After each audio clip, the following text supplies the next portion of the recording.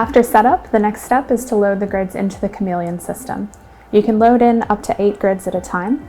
These are our special self-wicking grids with nanowires on them, and the nanowires need to face to the right.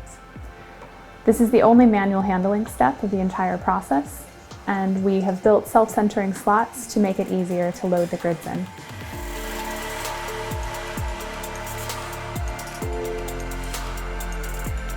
The next step is to aspirate the sample. We have a piezoelectric dispenser in the chameleon system and a temperature-controlled sample block. We've already loaded 5 microliters of our sample, and we will be aspirating 3. After aspiration of the sample, the tip of the dispenser will be wiped off to remove any excess liquid. It will then move back in front of the onboard camera to assess the dispense quality, and then it will be inserted into the high humidity shroud.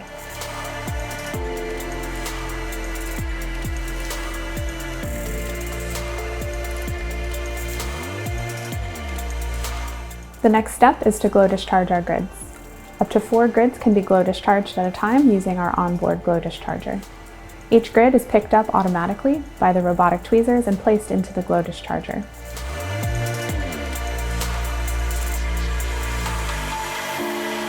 The user can control the parameters around current and time.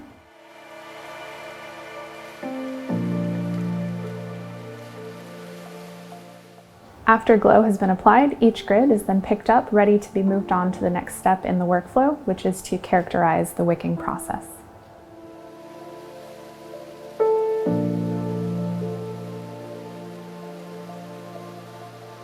We handle 1 grid at a time for this process, and a single stripe is placed onto the grid.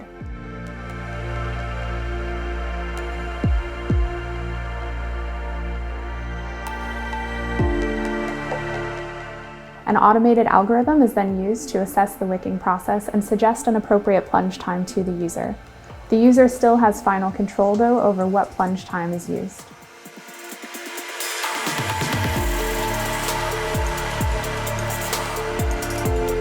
After each grid has been characterized, the next step is to plunge. The grid is plunged into liquid ethane and then hops into the liquid nitrogen. A video is collected on its way into the ethane. The user then can assess this video and decide whether or not to accept or reject this grid. If the grid is accepted, it's placed into the storage button. If the grid is rejected, it's moved into a disposal area, and we can move on to the next grid immediately. The fastest dispense to plunge time for the chameleon is 54 milliseconds. This allows researchers to deal with air-water interface issues within their samples.